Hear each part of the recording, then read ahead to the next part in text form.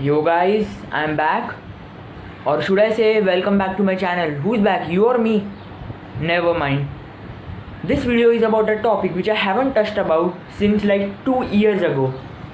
It's about this book series of which I was a total fanatic when I was a few years younger. And even at the age of 15 I still like it and always will, because as they say, men only grow older, not grow up. And that is Diary of a Wimpy Kid by Jeff Kinney. That's right.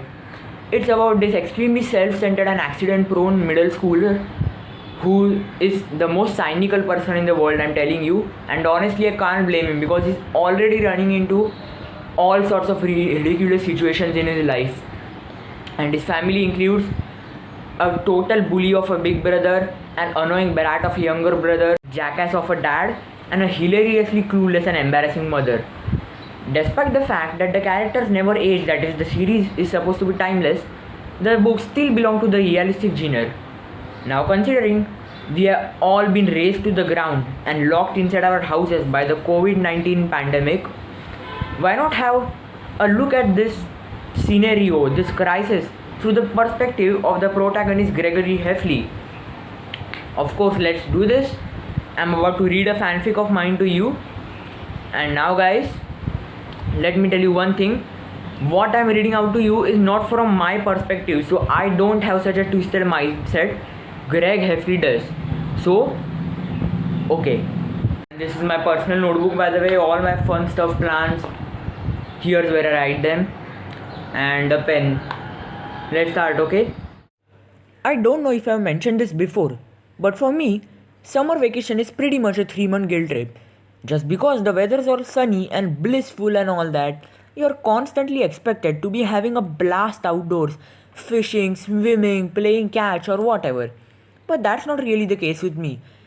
I'm definitely one of those indoor people who prefer spending their summer playing video games with the curtains closed and the lights turned off. Unfortunately, mom and dad are never really on board with my idea for some reason. They are always pushing me to go outside in the fresh air and get some exercise. I've tried reasoning a couple of times that in my video games I exercise a lot by running, jumping, and getting involved more in action than I actually could in real life. But of course, they never see my logic. Well, it looks like this year I won't have to want to stay indoors at all. Globalization all over the world has been crippled by the still strong COVID-19 pandemic that has raised all activity to the ground. And to be honest, I don't really know if I should be glad about that. From everyone I'm hearing, they are all going bananas under quarantine. But things are a bit more complicated when it comes to me. Even though now mom and dad don't have an excuse to kick me out of the house, it's not really like I can spend all day on the couch watching TV or playing video games. Dad makes us boys, mostly me anyway, spend at least an hour or two a day exercising at home. Yesterday, Dad made me use the bench press in the basement, which he unfortunately remembered to move from the garage before the pandemic got out of hand. I tried it for a minute or two, but after that, I just played some exercise videos on Roderick's nearby phone with the door closed, while trifling through all the interesting stuff in the room. I got to have a good look at a lot, which was kinda lucky, because Roderick would never actually allow me to dig through his room like that.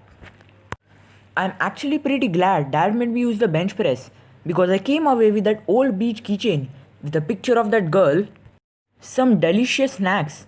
Hopefully neither Dad nor Roderick find out I had a good helping of Roderick chips and no exercise.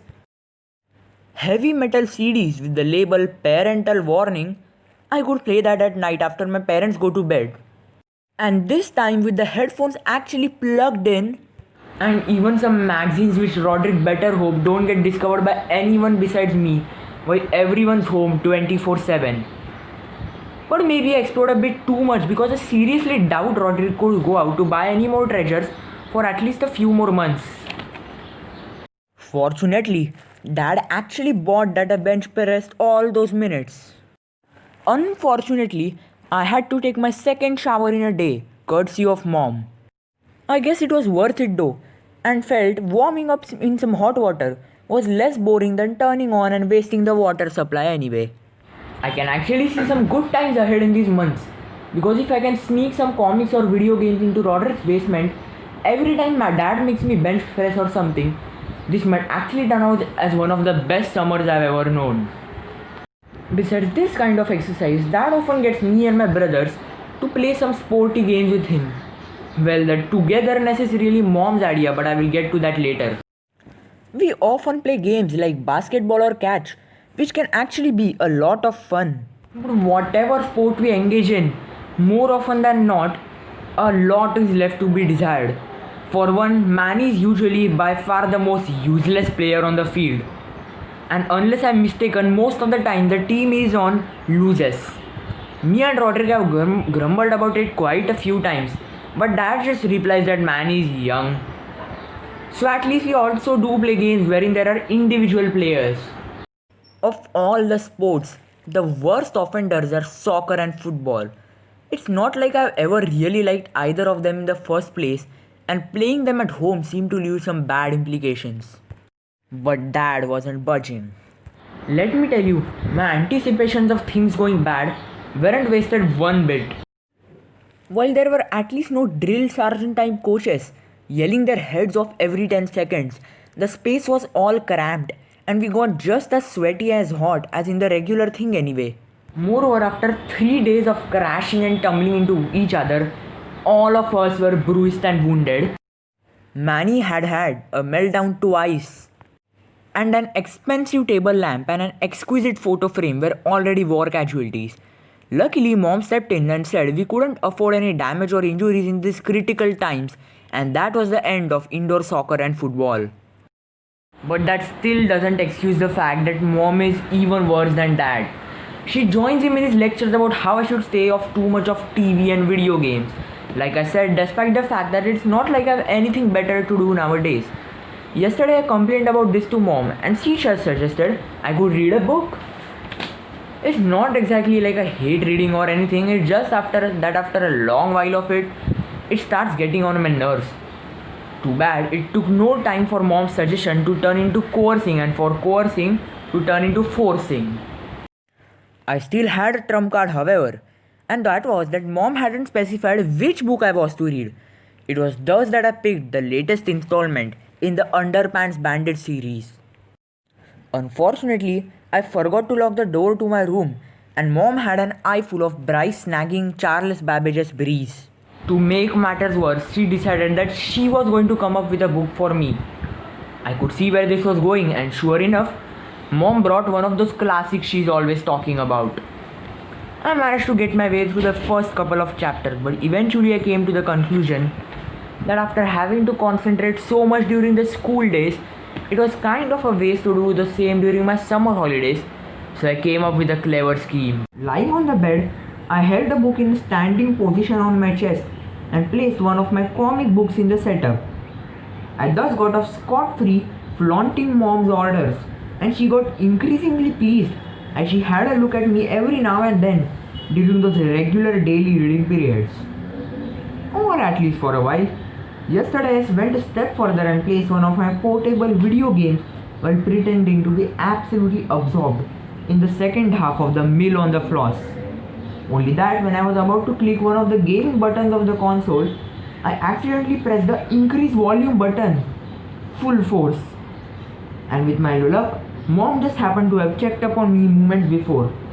Mom got me red-handed and when I tried to bluff my way out, she only got madder. So starting today, I got a read at a dining table besides Mom with the book lid open flat on the table. And that's not it with Mom either. She's constantly pushing her usual family togetherness message.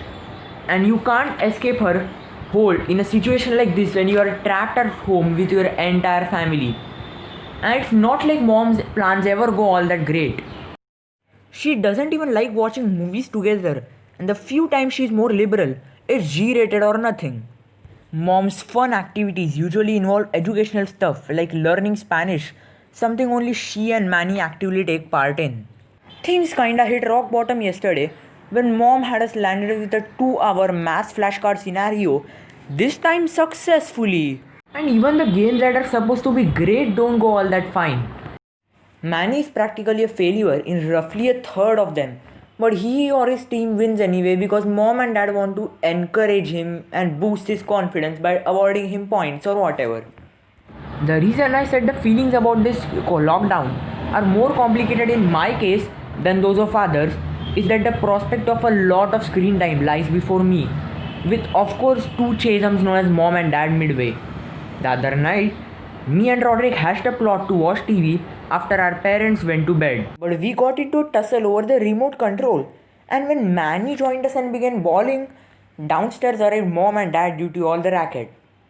And sure enough, Manny was the only one who didn't get yelled at anyway.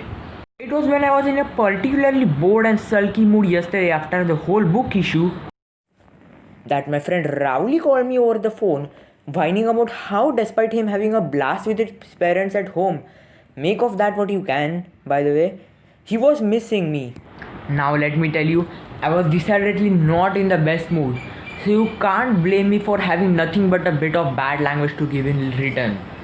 Then I roughly asked Rowley what exactly he wanted. This was followed by about 3 seconds of silence. And I got the answer to my question all right before Rowley's dad hung up on me. I have enough dead weight on my back without Rowley to deal with anyway. Last week I checked the corona meter on dad's phone and wished I hadn't.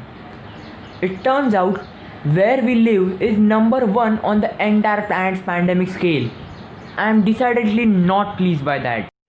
Considering I'm gonna be rich and famous someday, my survival is particularly crucial. I know for a fact that this virus spreads through contact and take the warnings about proper hygiene very seriously indeed. I made it a point to apply sanitizer on my hand every hour, wash it with a soap and then apply sanitizer all over again. Dad gets all agitated and yells that we can't afford to pointlessly run through limited supplies. But when it's a choice between getting yelled at and getting infected, it's no contest.